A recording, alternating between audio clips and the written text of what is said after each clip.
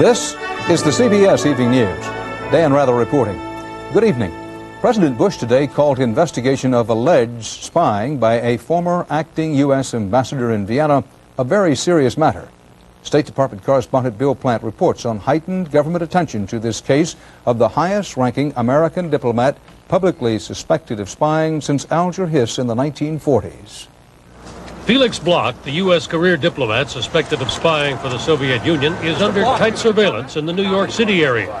His every move shadowed by a whole posse of federal agents in scenes reminiscent of a Hollywood spy movie.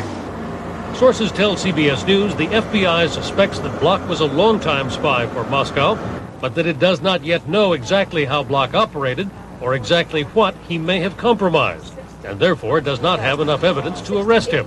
I don't think anyone could give you a full damage assessment at this point. The investigation is going on, and these are very serious matters, and a thorough investigation takes a good deal of time.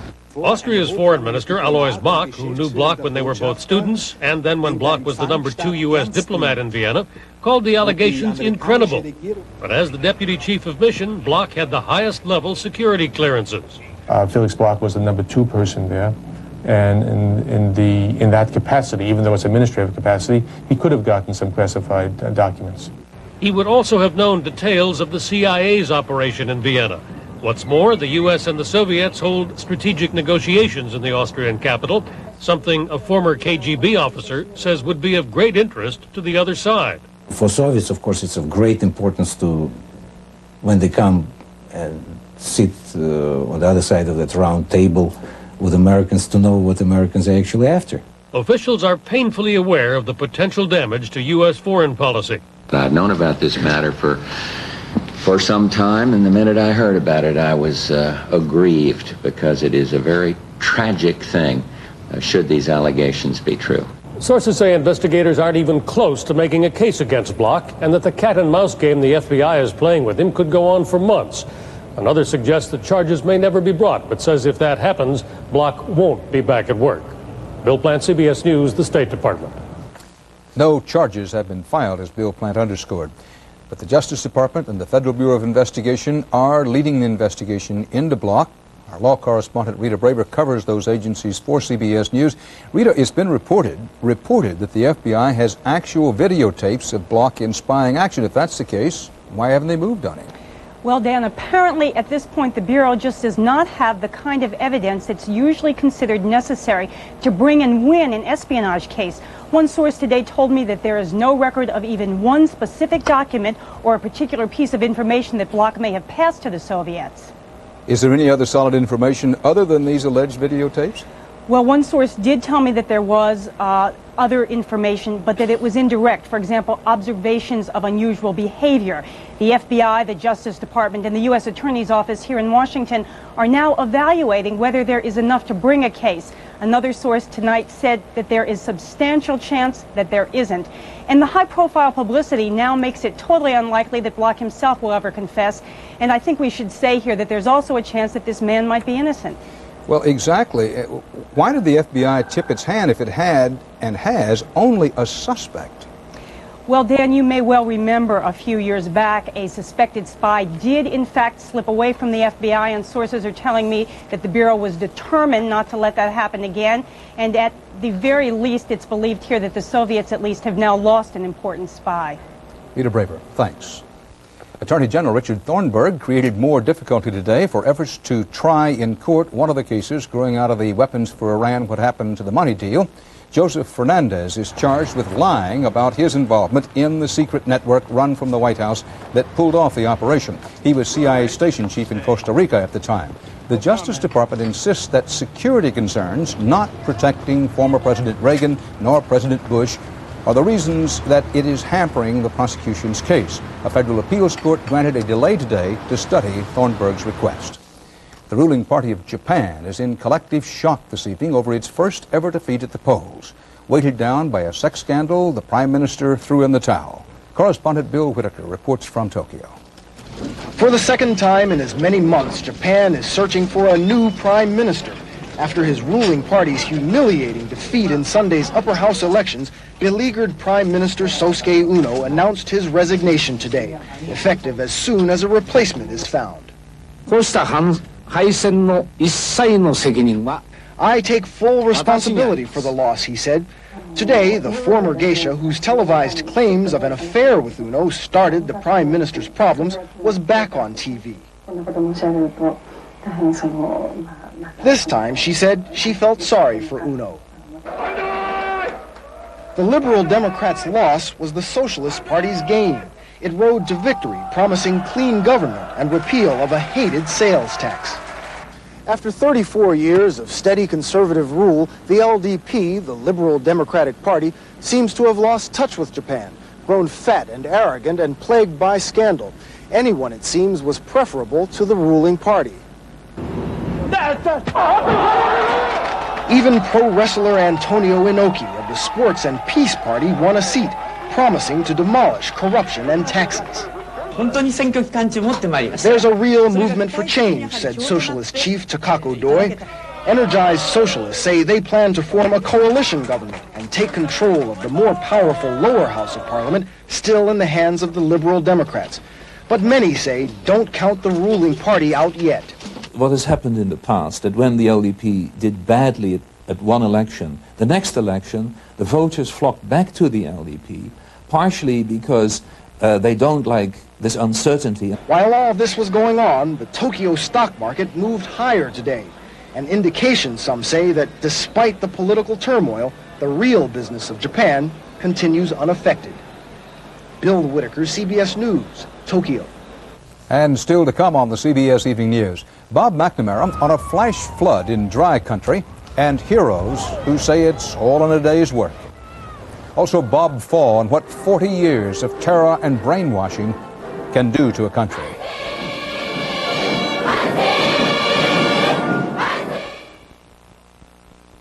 Today's Monday, coming off a rough weekend. Saturday, I painted the den and came up aching, so I took aspirin. Sunday, I cleaned the attic. More aches, more aspirin. I take aspirin often when I need relief, and my aspirin's Bufferin.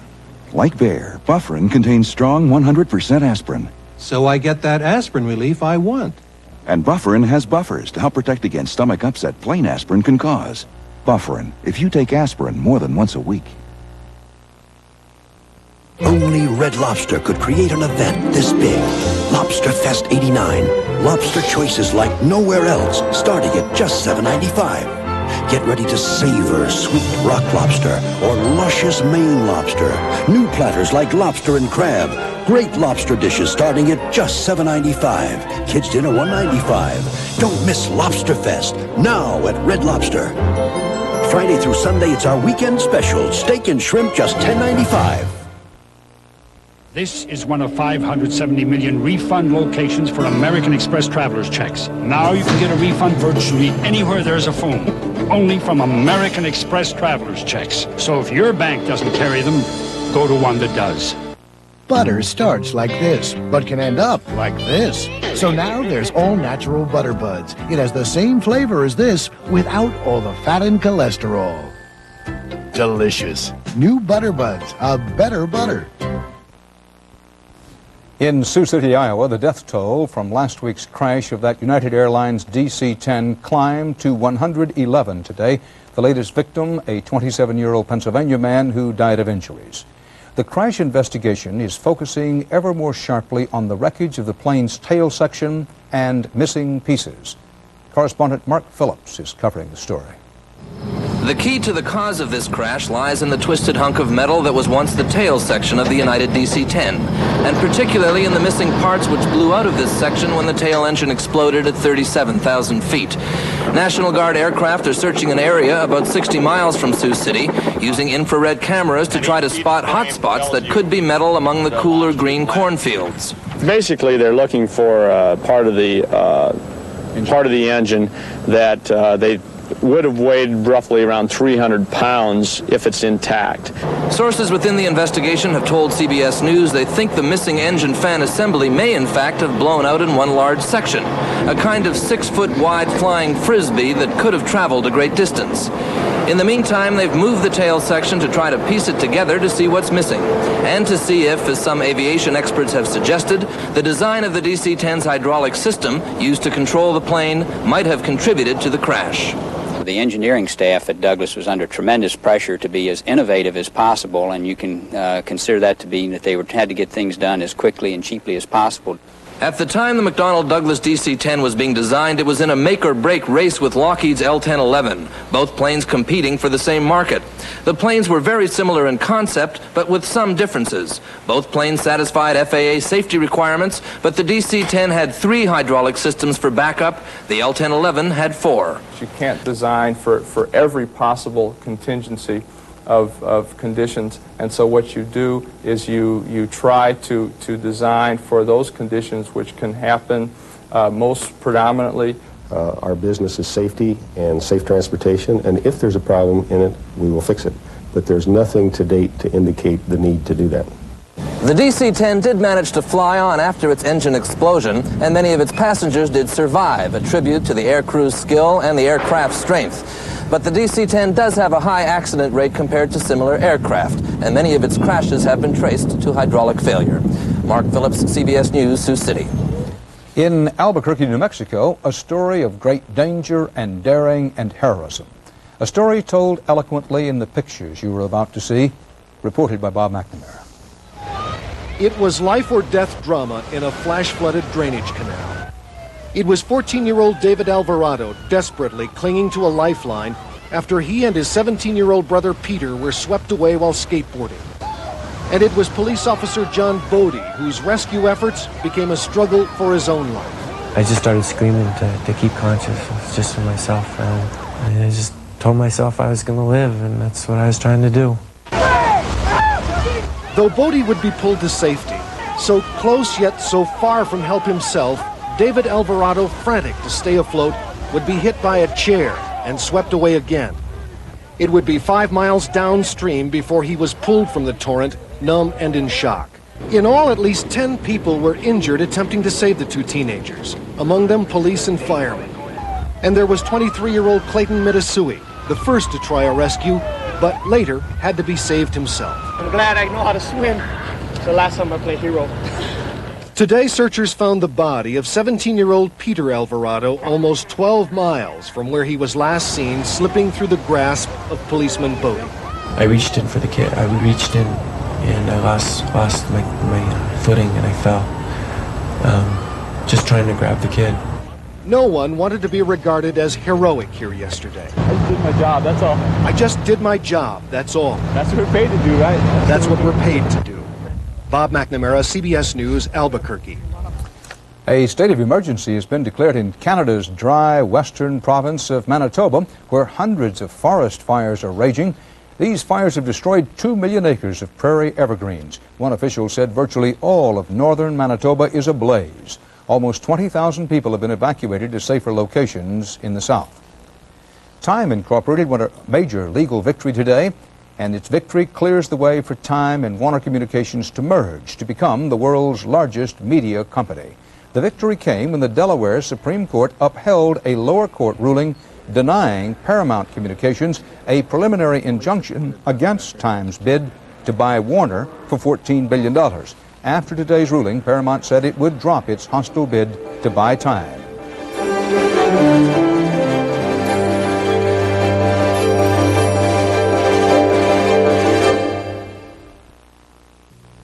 You don't have to be a professional athlete to know the importance of including whole grains in your diet. But of these leading cereals, only one is made with 100% whole grain, only Wheaties. So only Wheaties has the whole grain nutrition you want, no matter what field you're in. Just ask Oral Hershiser. Better get your whole grain. Better eat your Wheaties.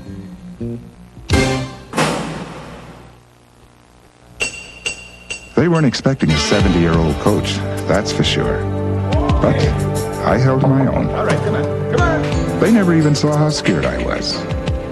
I wouldn't have tried for this job if it hadn't been for AARP. They've got a program that convinces employers that it's smart to hire people like me. I'm not old.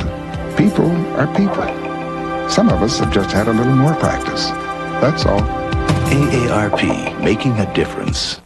I am not going to take it anymore. Sure, Metamucil works, but it's gritty. I'm not going to take it anymore. No more. Take good-tasting Citracel. Citracel isn't gritty, and it really works.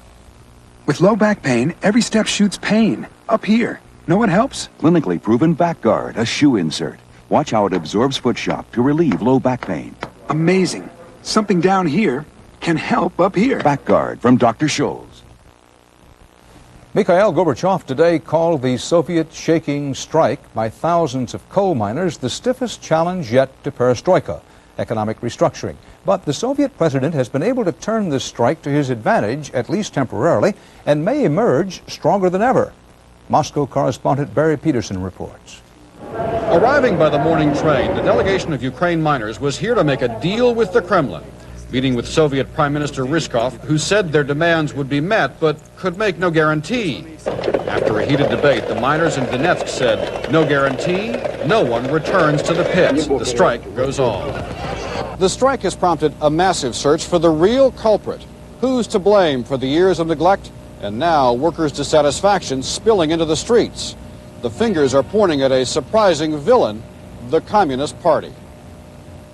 Leading the charge, Mikhail Gorbachev, who turned on live nationwide television cameras at the Supreme Soviet. His theme, that his reforms are being blocked by those who still operate the old way. They are to blame. He found plenty of agreement. The strike, said this deputy from Siberia, was a scream of despair at the failure of the party. Political maverick Boris Yeltsin joined the charge, seeming to attack Gorbachev himself. It shows we haven't given the people in 4 years that which was promised. Gorbachev's attacks on his own party are finding plenty of support among the strikers who believe he's on their side. Gorbachev is our friend, he says. And this strike leader, Gorbachev, is with us. We're helping break the layers of bureaucracy. So instead of being weakened by the strike, Gorbachev has turned the miners into powerful allies for what may become a massive Communist Party purge of all who oppose him. Barry Peterson, CBS News, Moscow. Margaret Thatcher today announced top-to-bottom changes in her cabinet, the most extensive reshuffling in her 10 years as Britain's Prime Minister. The biggest change, Sir Geoffrey Howe leaving as Foreign Secretary to be Deputy Prime Minister, seen by some as a demotion. Howe's successor as Foreign Secretary, Treasury Secretary John Major. Fired was Transport Secretary Paul Channon, who was criticized over recent rail and air disasters, including the Lockerbie bombing of Pan Am Flight 103.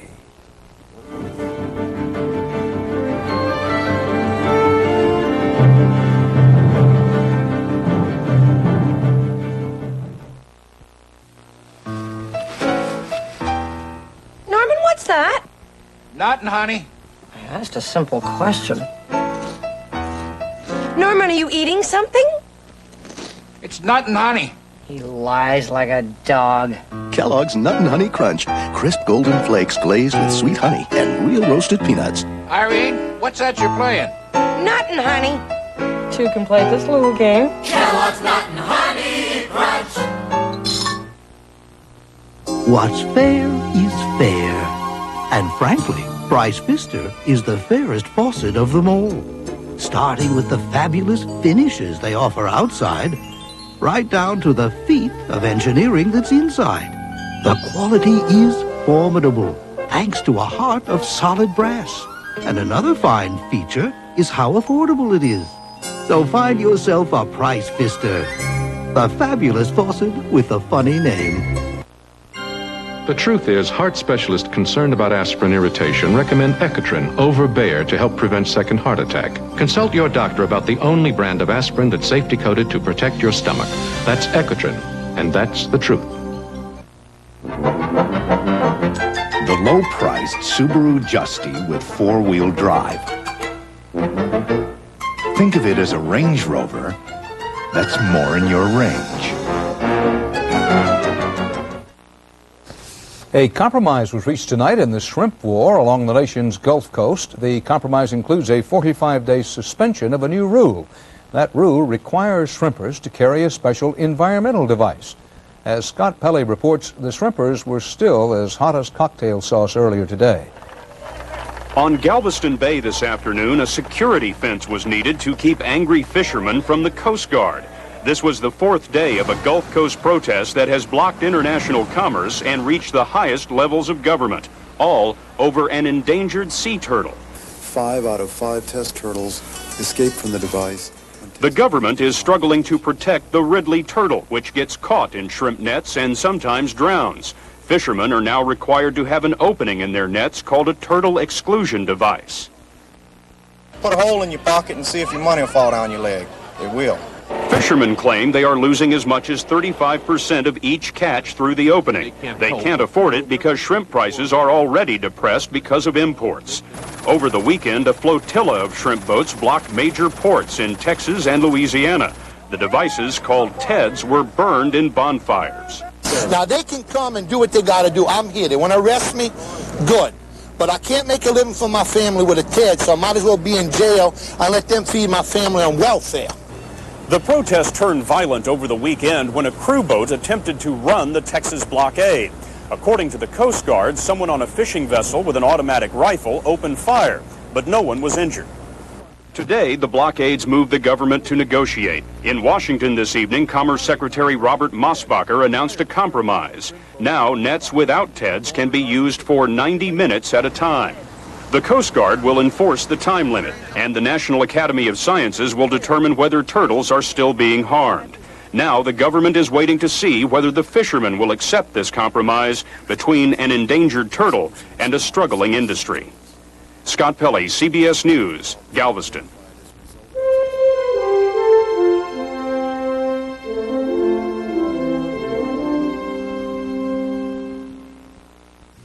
Attention shredded wheat eaters, you've been missing something. Taste, but no more. Kellogg's Squares brings you that superlative shredded wheat nutrition with no salt, no fat, no cholesterol. But wait, Kellogg's Squares gives you free in every bite. Taste! Sweet, delectable fruit in the middle. You might never eat plain old shredded wheat again. Kellogg's Squares, shredded wheat with taste, free in every bite. And speaking of taste, now Squares have 35% more raisin. Great taste, free. The pain is in the back of the head, and like I say, in the temples, and it'll pound. Being a fireman is stressful, so I'd say stress could bring that on real easily. Today, Jim Dane is trying extra-strength Tylenol gel caps. For pain like his, why take aspirin or ibuprofen when nothing works better than Tylenol gel caps? I feel great. Yeah, I feel back to normal, ready to go. It's gone. Extra-strength Tylenol gel caps. In the real world of everyday pain, nothing works better. Dear Malox, my daughter's dates give me Malox moments. Hey, I'm here! Last night was a real doozy. What a Malox moment. My stomach did flip-flops. Good thing Extra Strength Malox Plus is so strong. My doctor recommended it, and it's the strongest antacid I can buy. With teenagers, Malox is a must. Nice house. Nice earring. Write us about your Malox moments. Extra Strength Malox Plus. Strong relief for all your Malox moments. For more than a year, CBS News has been trying to pay special attention to the changing face of communism in the Soviet Union, in China, and in Eastern Europe. The few countries still comparatively untouched by this tide of change include Cuba, Albania, and North Korea. CBS News correspondent Bob Fall tonight has this rare look inside North Korea, a society where the greatest crime is individuality. These are not the jackboots of Adolf Hitler's Nuremberg. This is North Korea, 50 years later, a citadel of anti-Americanism and home of the world's most regimented society. This is what 40 years of nationalism, state terror, and brainwashing have produced. This, says the North Korean government, is paradise.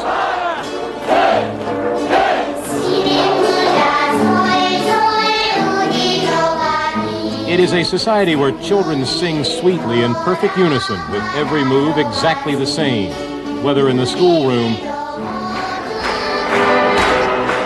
or on the playing field, where thousands of cogs in an Orwellian machine perform whatever, whenever the state commands.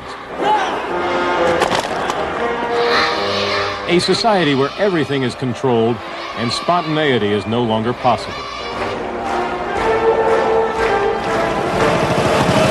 No dirt, no beggars permitted in the capital, Pyongyang. Nor are the disabled or deformed ever seen here. Medical care and schooling are free. In a state which sets all wages and prices, there are no taxes. Nothing for the people to complain in. It is the reality. The president of this paradise, Kim Il-sung, who has ruled longer than any other strong man in the world, has systematically imprisoned or exterminated anyone who would challenge him. Now, his personality cult dwarfs everyone, everything. To his people who call him the great leader, he is a living God.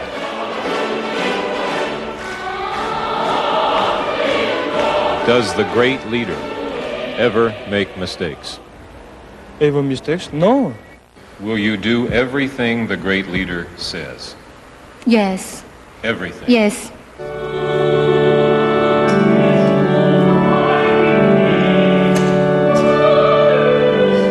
Even those who venture into the strange new world of Korean religion in one of the two churches the regime has just opened are careful not to let their spiritual enthusiasm get out of hand. He's telling that the president is the man greater than the Jesus. Here, virtually everyone studies the great leader's writings and wears the great leader's pin. He regards it a great honor, greatest honor, to wear the great leader's badge. Rising above street corners, in hotel lobbies, in the corridors of subways, in the privacy of bedrooms, the great leader is never far away. In North Korea, the first face a newborn recognizes is not necessarily his mother's. The monuments Kim has built for himself are bigger than the originals. The center lane on every highway is reserved exclusively for him, no one else. For him, normal rules do not apply. Listen, for example, to a government guide who hears a reporter call the great leader a dictator. And the longest ruling dictator in the world. Is there some problem there? I do not permit this. Mr. Helling, I do not permit this. This camera. Even taking pictures of the great one is not permitted. Don't touch him. Not even pictures of his car. Do not hit him, Mr. Park. No. 아니 뭘 내가 사고 있고 내가 해야 되나 그건. This then is a closed totalitarian state which brooks no interference. And while the world outside is swept by change, this nation continues to march in lockstep, refusing to swerve from its chosen course. Bob Full, CBS News, Pyongyang, North Korea. And that's part of our world this Monday night. Dan Rather for the CBS Evening News. See you tomorrow. Good night.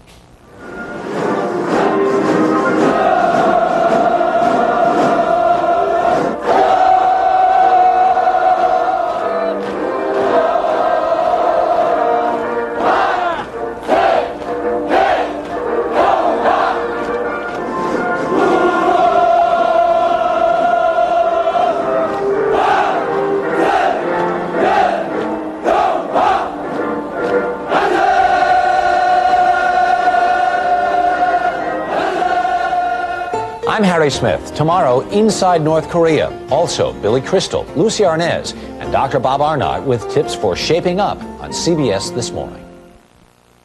This is CBS.